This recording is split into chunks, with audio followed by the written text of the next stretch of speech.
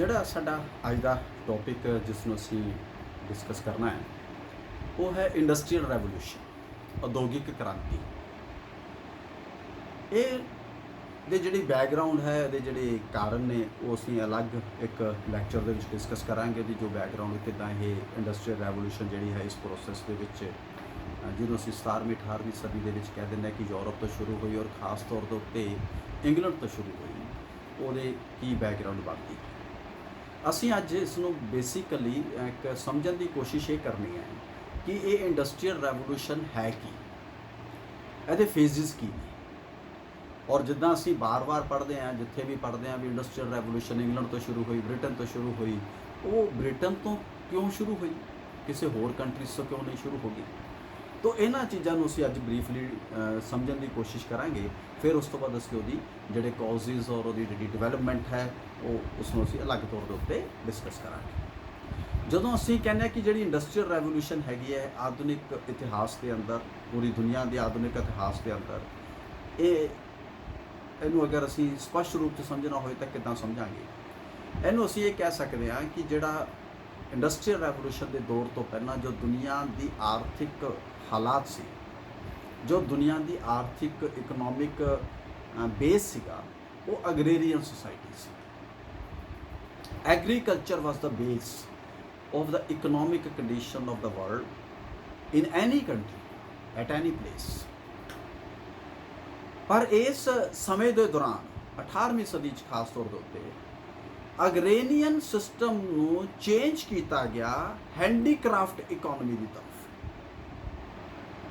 ਔਰ ਉਸ ਤੋਂ ਬਾਅਦ ਇਸ ਨੂੰ ਇੱਕ ਵੱਡੀਆਂ ਮਿਲਾਂ ਔਰ ਇੰਡਸਟਰੀ ਦੀ ਤਰਫ, ਔਰ ਉਸ ਤੋਂ ਬਾਅਦ ਇਹਦਾ ਬੇਸ ਅਗਰੇਰੀਅਨ ਰਹੀ ਰਿਹਾ। ਪੂਰੀ ਦੁਨੀਆ ਦਾ ਬੇਸ ਜਿਹੜਾ ਹੈਗਾ ਉਹ ਇੰਡਸਟਰੀਅਲ ਬੇਸ ਬਣ ਗਿਆ। ਔਰ ਅੱਜ ਤੁਸੀਂ ਪੂਰੀ ਦੁਨੀਆ ਦੇਖੋ, ਉਹ ਐਗਰੀਕਲਚਰ ਉਹਨੂੰ ਨਹੀਂ ਚਲਾ ਰਹੀ, ਇਕੋਨਮੀ ਨੂੰ ਇੰਡਸਟਰੀ ਚਲਾ ਰਹੀ। ਔਰ ਤੁਸੀਂ ਹਰ ਥਾਂ ਦੇ ਉੱਤੇ ਦੇਖਦੇ ਹੋ ਕਿ ਇੰਡਸਟਰੀ ਦੀ ਗੱਲ ਹੁੰਦੀ ਹੈ, ਐਗਰੀਕਲਚਰ ਦੀ ਗੱਲ ਜਿਹੜੀ ਹੈ ਉਹ ਬਹੁਤ ਪਿੱਛੇ ਚਲੀ ਗਈ ਹੈ, ਉਹਦੀ ਅਲੱਗ ਰੂਪ ਰੇਖਾਵਾਂ ਬਣ ਗਈਆਂ ਨੇ। ਉਸ ਨੂੰ ਫਿਰ ਕਿਸੇ ਵੇਲੇ ਉਸ ਨੂੰ ਡਿਸਕਸ ਕਰਾਂਗੇ। ਔਰ ਇਸ ਕਰਕੇ ਉਹ ਜਿਹੜੀ ਇੱਕਦਮ ਤਬਦੀਲੀ ਆਈ agrarian to handicraft and then industry and the big machine manufacturing, ਉਹਨੂੰ ਇਤਿਹਾਸਕਾਰਾਂ ਨੇ, ਰਾਈਟਰਸ ਨੇ ਇੰਡਸਟਰੀਅਲ ਰੈਵੋਲੂਸ਼ਨ, ਉਦਯੋਗਿਕ ਕ੍ਰਾਂਤੀ ਦਾ ਨਾਮ ਦਿੱਤਾ। ਔਰ ਇਸ ਸੰਬੰਧ ਦੇ ਵਿੱਚ ਅਰਨੋਲਡ ਟਵਾਈਨਬੀ, ਉਹ ਜਿਹੜਾ ਬ੍ਰਿਟੇਨ ਦੀ ਇਕਨੋਮਿਕ ਡਿਵੈਲਪਮੈਂਟ ਦੀ ਗੱਲ ਕਰਦਾ 1760 ਤੋਂ 1840 ਦੇ ਦੌਰਾਨ, ਉਸਨੇ ਇਸ ਨੂੰ ਬੇਸਿਕਲੀ ਇੰਡਸਟਰੀਅਲ ਰੈਵੋਲੂਸ਼ਨ ਦੀ ਗੱਲ ਕੀਤੀ।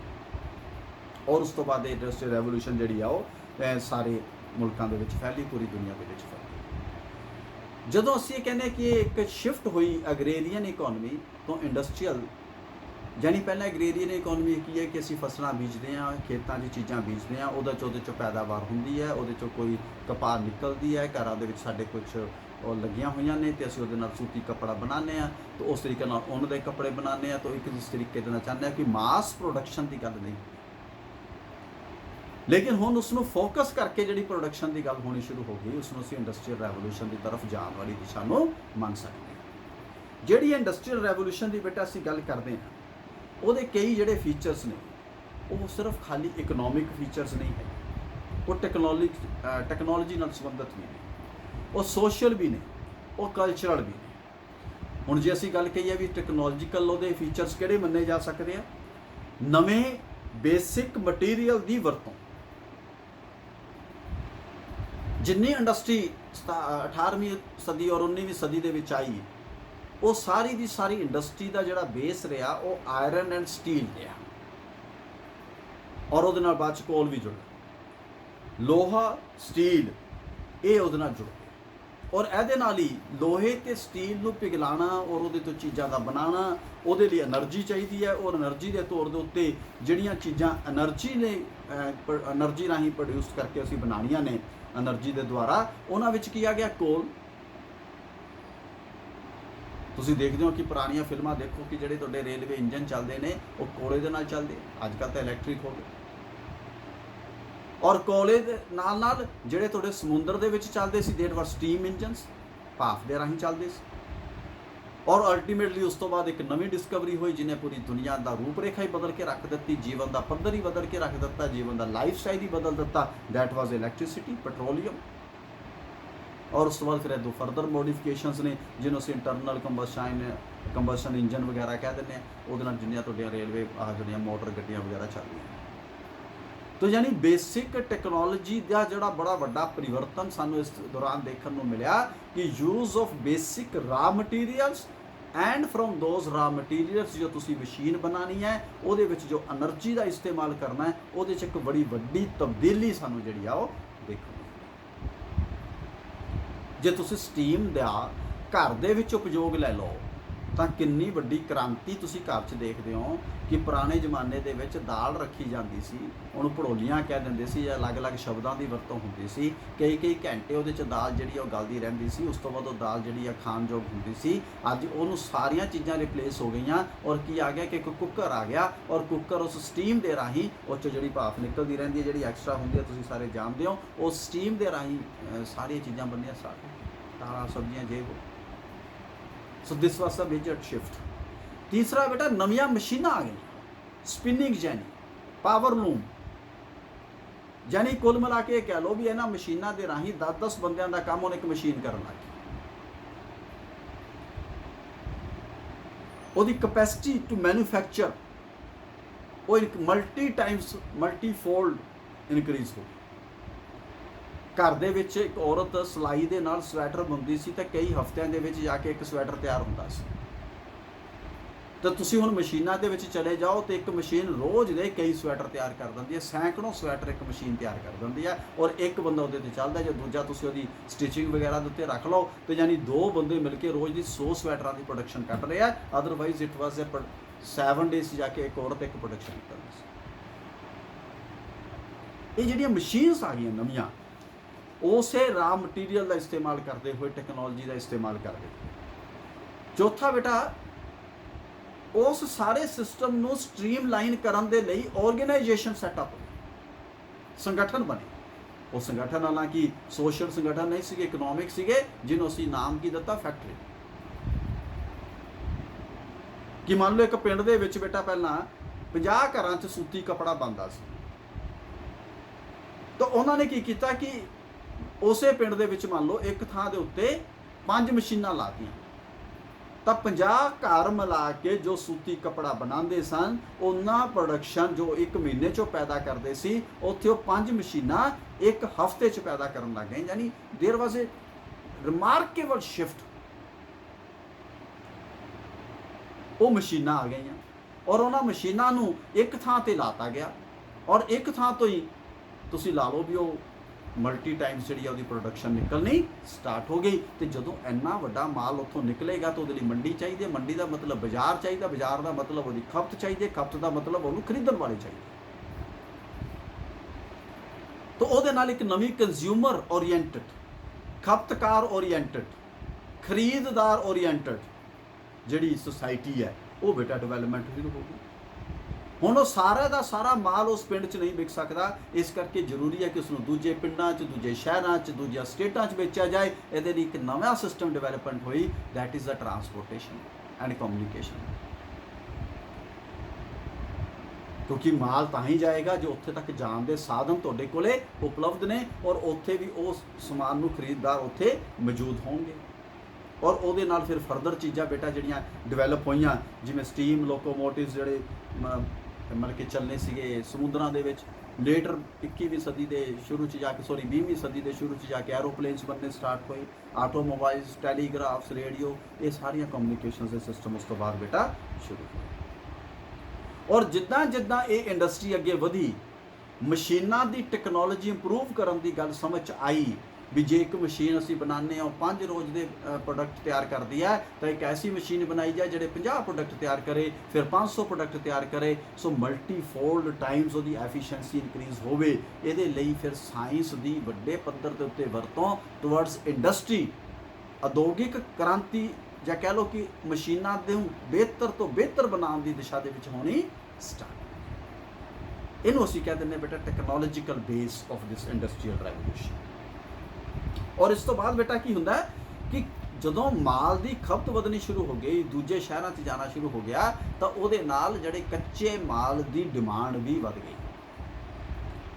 ਕੱਚੇ ਮਾਲ ਦੀ ਡਿਮਾਂਡ ਵਧਣੀ ਹੈ, ਤੇ ਕੱਚਾ ਮਾਲ ਕਿੱਥੋਂ ਆਣਾ? ਜਾਂ ਤਾਂ ਆਣਾ ਮਾਈਨਸ ਚੋਂ, ਖਾਨਾਂ ਚੋਂ, ਜਿੱਥੋਂ ਲੋਹਾ ਤੇ ਕੋਲਾ ਤੁਸੀਂ ਕੱਢਣਾ ਹੈਗਾ, ਤੇ ਜਾਂ ਤੁਹਾਡੇ ਕੋਲੇ ਆਣਾ ਖੇਤਾਂ ਚੋਂ, ਜਿੱਥੋਂ ਤੁਸੀਂ ਕਪਾਹ ਕੱਢਣੀ ਹੈ, ਔਰ ਕਪਾਹ ਦੀ ਤਰ੍ਹਾਂ ਦੂਜੀਆਂ ਚੀਜ਼ਾਂ ਕੱਢਣੀਆਂ, ਜਦੋਂ ਤੁਸੀਂ ਸੂਤੀ ਕੱਪੜਾ ਔਰ ਦੂਸਰੀਆਂ ਚੀਜ਼ਾਂ ਬਣਾਉਣੀਆਂ।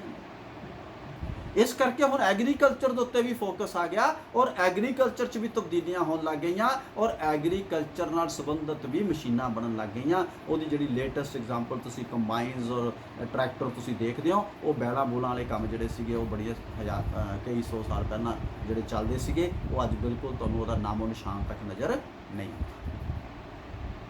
ਔਰ ਇਹਨੇ ਇੱਕ ਇੰਪੈਕਟ ਜਿਹੜਾ ਫਰਦਰ ਪਾਉਣਾ ਸ਼ੁਰੂ ਕੀਤਾ, ਉਸ ਤੁਸੀਂ ਲੇਟਰ ਸਟੇਜਸ ਉੱਤੇ ਵੀ ਪੜਾਂਗੇ, ਕਿ ਪੂਰੀ ਦੀ ਪੂਰੀ ਇਕਨੋਮੀ 'ਚ ਸ਼ਿਫਟ ਆ ਗਿਆ। ਹੁਣ ਜਿਹੜੇ ਬੰਦੇ ਕੋਲੇ ਮਸ਼ੀਨਾਂ ਨੇ, ਜਿਹਦੇ ਕੋਲੇ ਸਾਇੰਸ ਹੈ, ਜਿਹਦੇ ਕੋਲੇ ਟੈਕਨੋਲੋਜੀ ਹੈ, ਉਹ ਪੈਸਾ ਲਗਾਉਂਦਾ ਔਰ ਪੈਸਾ ਕਮਾਉਂਦਾ, ਕਰਦਾ ਕੁਝ ਨਹੀਂ, ਲੇਕਿਨ ਕੰਮ ਸਾਰਾ ਥੱਲੇ ਇੱਕ ਜਿਹੜੀ ਫੋਰਸ ਕਰਦੀ ਹੈ, ਉਹ ਉਹਦੇ ਤੋਂ ਕੰਮ ਲੈਂਦਾ ਹੈ। Technology, machines and the money, that is one side and the labour is on other side. ਉਹ ਇੱਕ ਗੈਪ ਵੱਧ ਗਿਆ, ਤੇ ਜਿਹੜੀ ਲੇਬਰ ਸੀਗੀ ਉਹ ਓਨਾ ਪੈਸਾ ਬੈਨੀਫਿਟ ਨਹੀਂ ਸੀ ਲੈ ਸਕਦੀ ਜਿੰਨਾ ਉਸ ਪੈਸੇ ਨੂੰ ਲਗਾਉਣ ਵਾਲਾ, ਜਿਹਨੂੰ ਅਸੀਂ ਬਾਅਦ 'ਚ ਪੂੰਜੀਵਾਦੀ ਕਹਿ ਦਿੱਤਾ, ਉਹ ਉਸ ਇੰਡਸਟਰੀ ਨੂੰ ਲਗਾਉਣ ਵਾਲਾ, ਉਸ ਮਸ਼ੀਨ ਨੂੰ ਲਗਾਉਣ ਵਾਲਾ, ਉਸ ਸਾਇੰਸ ਐਂਡ ਟੈਕਨੋਲੋਜੀ ਦਾ ਇਸਤੇਮਾਲ ਇਸ ਦਿਸ਼ਾ ਦੇ ਵਿੱਚ ਕਰਨ ਵਾਲਾ, ਉਸ ਦਾ ਬੈਨੀਫਿਟ ਚਾਹੁੰਦਾ ਸੀ। ਤੇ ਜਦੋਂ ਆਰਥਿਕ ਹਾਲਤ ਬਦਲਦੀ ਹੈ ਤਾਂ ਪੋਲੀਟੀਕਲ ਸਟਰਕਚਰਸ ਵੀ ਬਦਲਦੇ ਆ, ਨਵੀਆਂ ਸਟੇਟ ਪਾਲਿਸੀਜ਼ ਬਣਦੀਆਂ ਨੇ, ਕਿਉਂਕਿ ਜ਼ਿਆਦਾ ਪੈਸਾ, ਜ਼ਿਆਦਾ ਮਾਰਕੀਟ, ਜ਼ਿਆਦਾ ਓਰੀਐਂਟੇਸ਼ਨ ਇੰਡਸਟਰੀ ਨਾਲ ਹੋ ਗਈ। ਇਸ ਕਰਕੇ ਸਾਰੇ ਮੁਲਕਾਂ ਦਾ ਧਿਆਨ ਇੰਡਸਟਰੀ ਵਾਲੇ ਪਾਸੇ ਹੋ ਗਿਆ, ਔਰ ਹਰ ਪੋਲੀਟੀਕਲ ਸਟਰਕਚਰ ਉਹਦੇ ਬਾਰੇ ਸੋਚਣ ਲੱਗ ਗਈ, ਔਰ ਜਿਹਦੇ ਨਾਲ ਬੇਟਾ ਇੱਕ ਨਵੇਂ ਸਮਾਜਿਕ ਤਬਦੀਲੀਆਂ ਪੈਦਾ ਹੋਈਆਂ,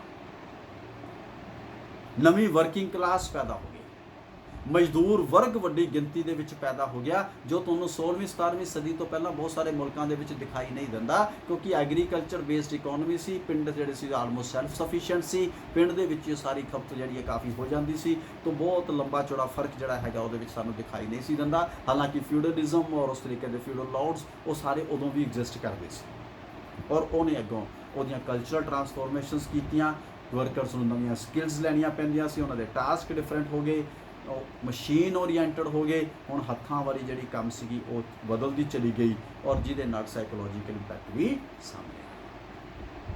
ਤਾਂ ਇਹ ਜਿਹੜਾ ਇੰਪੈਕਟ ਸਾਹਮਣੇ ਆਇਆ, ਔਰ ਜਿਹੜਾ ਦਾ ਬੇਸ ਬਣ ਕੇ ਸਾਹਮਣੇ ਆਇਆ, ਉਹ ਟੈਕਨੋਲੋਜੀਕਲ ਵੀ ਹੈ, ਸੋਸ਼ਲ ਵੀ ਹੈ, ਇਕਨੋਮਿਕਲ ਵੀ ਹੈ, ਔਰ ਬਾਅਦ ਦੇ ਵਿੱਚ ਅਸੀਂ ਦੇਖਦੇ ਹਾਂ ਕਿ ਕਲਚਰਲ ਵੀ ਡਿਵੈਲਪ ਹੋ ਗਿਆ। ਇਹ ਪ੍ਰੋਸੈਸ ਜਿਹੜਾ ਸਟਾਰਟ ਹੋਇਆ, ਉਸ ਪ੍ਰੋਸੈਸ ਨੂੰ ਅਸੀਂ ਬੇਟਾ ਕਿਹਾ ਇੰਡਸਟਰੀਅਲ ਰੈਵੋਲੂਸ਼ਨ। ਇਹ ਵੀ ਬੇਟਾ 2-3 ਫੇਜ਼ਿਸ ਦੇ ਵਿੱਚ ਆਇਆ ਹੈ, ਇੱਕਦਮ ਨਹੀਂ ਸਾਰਾ ਕੁਝ ਹੋ ਗਿਆ।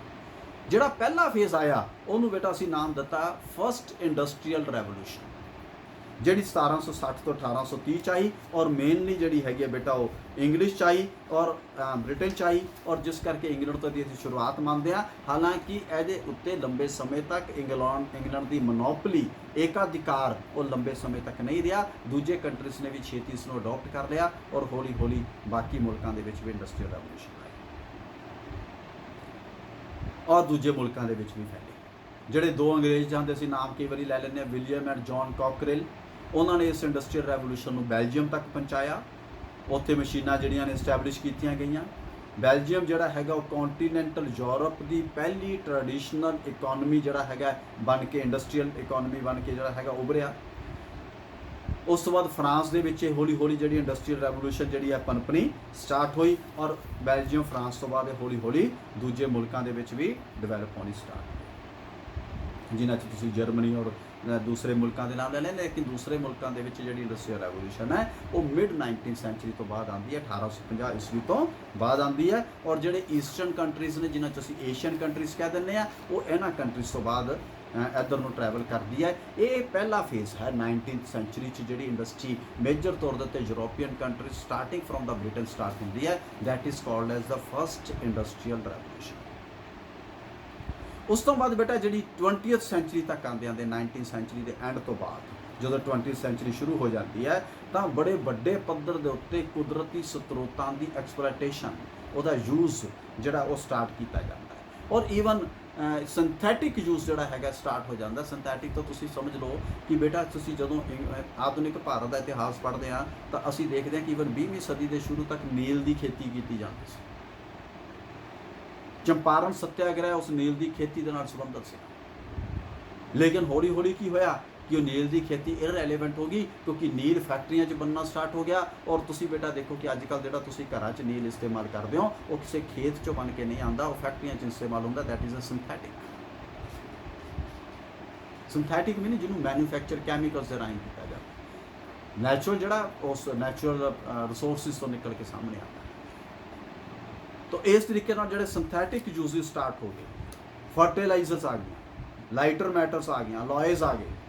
ਪਲਾਸਟਿਕ ਜਿਹੜਾ ਹੈਗਾ ਜਿਹਨੇ ਇੱਕ ਬੜੀ ਵੱਡੀ ਕ੍ਰਾਂਤੀ ਦੁਨੀਆ 'ਚ ਪੈਦਾ ਕਰ ਦਿੱਤੀ। ਤੁਸੀਂ ਆਪਣੀ ਜ਼ਿੰਦਗੀ ਦੇ ਵਿੱਚ ਦੇਖ ਲਓ, ਹਰ ਰੋਜ਼ ਦੀ ਰੋਜ਼ਾਨਾ ਜ਼ਿੰਦਗੀ 'ਚ ਦੇਖ ਲਓ how much plastic you use. ਕੋਈ ਇੱਕ ਘਰ ਐਸਾ ਨਹੀਂ ਹੈ ਜਿਹਦੇ 'ਚ ਪਲਾਸਟਿਕ ਦਾ ਯੂਜ਼ ਨਹੀਂ ਹੈ, ਔਰ ਘਰ ਦੇ ਅੰਦਰ ਕੋਈ ਇੱਕ ਐਸੀ ਸਟਰਕਚਰ ਨਹੀਂ ਹੈ ਜਿੱਥੇ ਤੁਹਾਨੂੰ ਪਲਾਸਟਿਕ ਪਈ ਹੋਈ ਚੀਜ਼ ਨਜ਼ਰ ਨਾ ਆਏ। ਔਰ ਪਲਾਸਟਿਕ ਕਿੱਥੋਂ ਬਣਦਾ ਹੈ? ਨੈਚੁਰਲ ਪ੍ਰੋਡਕਟ ਤਾਂ ਹੈ ਨਹੀਂ, ਤਾਂ ਫੈਕਟਰੀਆਂ ਦਾ ਪ੍ਰੋਡਕਟ। ਔਰ ਉਹਦੇ ਆਪਣੇ ਬੜੇ ਮਿਸਯੂਜ਼ ਇਲ ਇਫੈਕਟਸ ਨੇ, ਉਹਨੂੰ ਖੈਰ ਅਸੀਂ ਬਾਅਦ ਦੇ ਵਿੱਚ ਕਿਸੇ ਵੇਲੇ ਪੜਾਂਗੇ। ਤਾਂ ਇਸ ਤਰੀਕੇ ਦੇ ਨਾਲ ਬੇਟਾ ਇਹ ਸੈਕੰਡ ਫੇਜ਼ ਜਿਹੜਾ ਸਟਾਰਟ ਹੋਇਆ, ਜਿਹਦੇ 'ਚ ਸਿੰਥੈਟਿਕ ਚੀਜ਼ਾਂ ਵੀ ਬਣਨੀਆਂ ਸਟਾਰਟ ਹੋ ਗਈਆਂ, ਆਰਟੀਫਿਸ਼ੀਅਲ ਚੀਜ਼ਾਂ ਬਣਨੀਆਂ ਸਟਾਰਟ ਹੋ ਗਈਆਂ। ਓਰੀਜਨਲ ਚੀਜ਼ਾਂ ਨੂੰ ਜਿਹਨੇ ਰਿਪਲੇਸ ਕਰ ਦਿੱਤਾ, ਉਹ ਸਾਰੀਆਂ ਚੀਜ਼ਾਂ ਜਿਵੇਂ ਅੱਜ ਕੱਲ੍ਹ ਤੁਸੀਂ ਦੇਖਦੇ ਹੋ ਕਿ ਐਲੂਮੀਨੀਅਮ ਦੀਆਂ ਚੀਜ਼ਾਂ ਆ ਗਈਆਂ, ਪਲਾਸਟਿਕ ਦੀਆਂ ਚੀਜ਼ਾਂ ਆ ਗਈਆਂ, ਸਟੀਲ ਦੀਆਂ ਚੀਜ਼ਾਂ ਆ ਗਈਆਂ। ਜਿਹੜੀਆਂ ਪੁਰਾਣੀਆਂ ਨੈਚੁਰਲ ਮੈਟਲ ਸੀਗੀਆਂ, ਤਾਂਬੇ ਦੀ, ਕਾਂਸੇ ਦੀ, ਉਹ ਚੀਜ਼ਾਂ, ਲੋਹੇ ਦੀਆਂ, ਉਹ ਚੀਜ਼ਾਂ ਤੁਹਾਨੂੰ ਜਿਹੜੀਆਂ ਨੇ ਬਹੁਤੀਆਂ ਅੱਜ ਕੱਲ੍ਹ ਵਰਤੋਂ ਦੇ ਵਿੱਚ ਦਿਖਾਈ ਨਹੀਂ ਦਿੰਦੀਆਂ। ਦਿਸ ਟਾਈਪ ਆਫ ਚੇਂਜਿਸ ਸਟਾਰਟ। ਇਹਨੂੰ ਬੇਟਾ ਅਸੀਂ ਜਿਹੜਾ ਸਟਾਰਟ ਹੋਇਆ ਸੈਕੰਡ ਫੇਜ਼, ਇਹਨੂੰ ਅਸੀਂ ਕਹਿ ਦਿੰਦੇ ਹਾਂ ਸੈਕੰਡ ਇੰਡਸਟਰੀਅਲ ਰੈਵੋਲੂਸ਼ਨ। ਤਾਂ ਇਸ ਤੋਂ ਪਹਿਲਾਂ ਕਿ ਅਸੀਂ ਇਸ ਇੰਡਸਟਰੀਅਲ ਰੈਵੋਲੂਸ਼ਨ ਦੀ ਕੋਈ ਡਿਵੈਲਪਮੈਂਟ ਪੜ੍ਹੀਏ ਵੀ ਕਿੱਦਾਂ ਮਸ਼ੀਨਾਂ ਦੀ ਇਨਵੈਂਸ਼ਨ ਹੋਈ, ਔਰ ਕਿੱਦਾਂ ਉਹਨਾਂ ਮਸ਼ੀਨਾਂ ਦੀ ਇਨਵੈਂਸ਼ਨ ਦੇ ਨਾਲ ਇੰਡਸਟਰੀਅਲ ਰੈਵੋਲੂਸ਼ਨ ਅੱਗੇ ਵਧੀ। ਔਰ ਇਹ ਨਹੀਂ ਹੈ ਕਿ ਇਹ ਜਿਹੜੀਆਂ ਚੇਂਜਿਸ ਆਈਆਂ ਜਾਂ ਜਿਹੜੀਆਂ ਇਨਵੈਂਸ਼ਨਸ ਆਈਆਂ, ਜਿਹੜੀਆਂ ਡਿਸਕਵਰੀਜ਼ ਹੋਈਆਂ ਹੁਣੀ ਆਈਆਂ ਤਾਂ ਪੁਰਾਣੇ ਸਮੇਂ 'ਚ ਹੁੰਦੀ ਨਹੀਂ ਸੀ। ਇਨਫੈਕਟ ਅਸੀਂ ਪਹਿਲੀ ਵੱਡੀ ਔਰ ਰੈਵੋਲੂਸ਼ਨਰੀ ਜਿਹੜੀ ਇਨਵੈਂਸ਼ਨ ਮੰਨਦੇ ਹਾਂ, ਦੈਟ ਇਜ਼ ਵੀ ਪਹੀਆ, ਜਿਹਨੇ ਮਨੁੱਖ ਦੀ ਜ਼ਿੰਦਗੀ ਦੇ ਵਿੱਚ ਬਹੁਤ ਵੱਡੀ ਕ੍ਰਾਂਤੀਕਾਰੀ ਤਬਦੀਲੀ ਲਿਆ ਦਿੱਤੀ।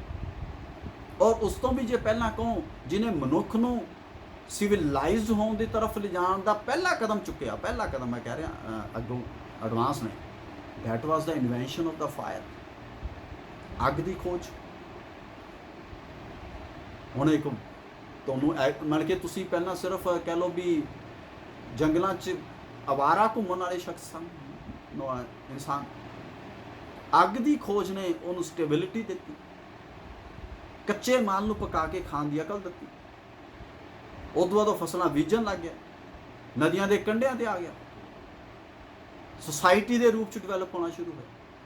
ਔਰ ਵੀਲ ਨੇ ਉਹਦੀ ਜ਼ਿੰਦਗੀ ਦੇ ਵਿੱਚ ਇੱਕ ਨਵਾਂ ਪਰਿਵਰਤਨ ਲਿਆ ਦਿੱਤਾ। ਪੂਰੀ ਦੀ ਪੂਰੀ ਟਰਾਂਸਪੋਰਟੇਸ਼ਨ ਹੀ ਨਹੀਂ, ਈਵਨ ਐਗਰੀਕਲਚਰ ਬੇਸਡ ਚੀਜ਼ਾਂ ਜਿਹੜੀਆਂ ਸੀਗੀਆਂ ਉਹਦੇ ਤੋਂ ਤਬਦੀਲੀਆਂ ਆਈਆਂ। ਸੋ inventions continued in every phase, but those inventions were primarily linked to the society and the agriculture, and they were very slow progressions. But this 17th century onwards, from 18th century, there was a remarkable shift in this process.